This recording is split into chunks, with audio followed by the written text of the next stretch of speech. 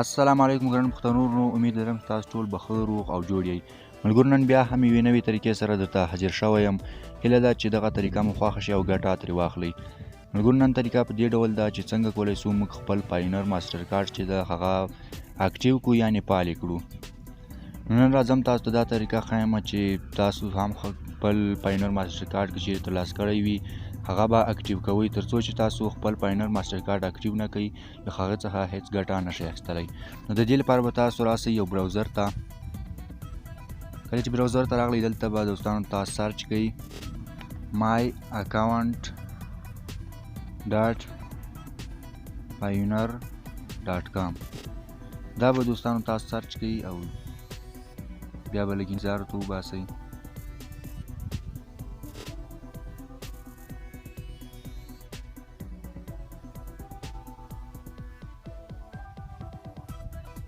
دلته به دوستانو تاسو ته یوه نوې صفحه خلاصي، دا ډول صفحه.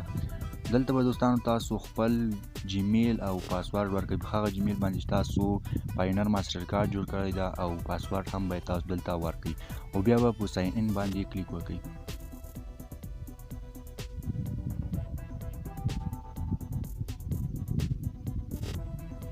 کله مو چې ساین ان کلیک کړ نو تاسو به ډایرکټ خپلې اکاونټ ته ورننوځئ، یعنې د پاینر اکاونټ ته به ننوځئ.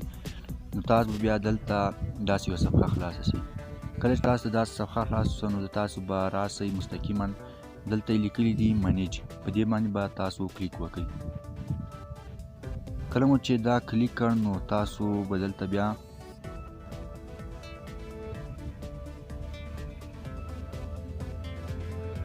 دوستانو چې کله تاسو منیج باندې کلیک وکړئ نو دلته یې لیکلي دي اکټیو باندې به تاسو کلیک کوئ. دلته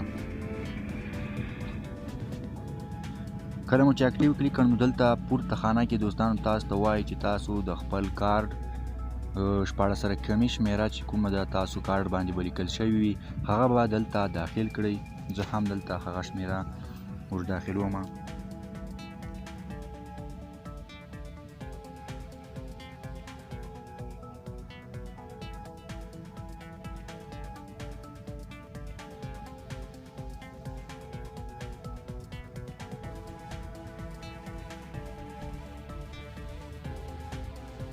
دوستانو کله تاسو د خپل کارډ 14 رقمي شمیره دلته دننه کړئ نو دلته تاسو ته خپلې پالیسیان ښیي. تاسو به دا ټول ای اګري ووهئ، یعنې ټول به ټیک مارک کړئ او بیا به دلته په اکټیو باندې کلیک وکړئ.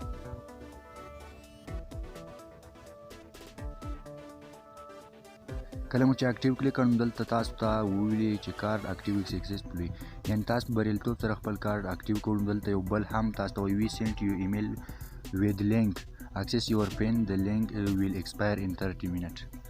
دا دوستانو تاسو ته دا وایي چې موږ تاسو ته یو پین ولیږو ستاسو ایمیل ادرس ته، هغه په 10 منټو کې ایکسپایر کیږي. نو تاسو به هغه پین ته اتومات ډول ځئ او هغه پین به تاسو راخلئ چې بیا کله تاسو ای ټي ایم چیرته لاړ شئ د بانک ای ټي ایم د کارډ ور دننه کړئ نو بیا تاسو څخه یو پین غواړي، نو دا پین به بیا په هغه ځای کې ورکوئ.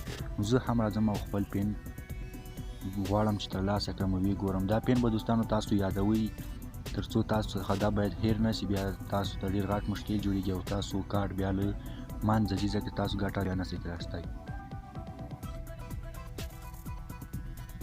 دلته به تاسو یو ایمیل راغلی دوستانو، هغه ایمیل به تاسو کلیک کړئ او دلته به تاسو ته لیکلي وي ویو پین، په دې باندې به کلیک وکړئ.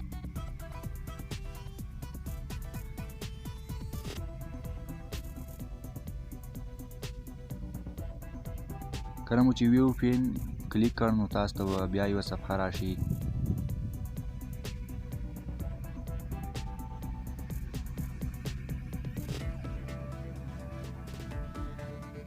دوستان تاسو ته به داسې یوه صفحه راشي.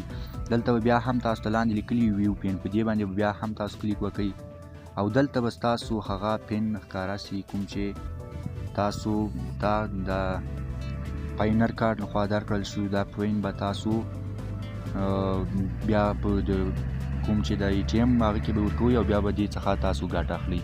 دا نننۍ طریقه تاسو ته مو وښودل. تر بلې طریقې چې ستاسو درنو زه تاجر یم. تاسو په پاک رب سپارم. ښه وخت ولرئ. ښې شوي.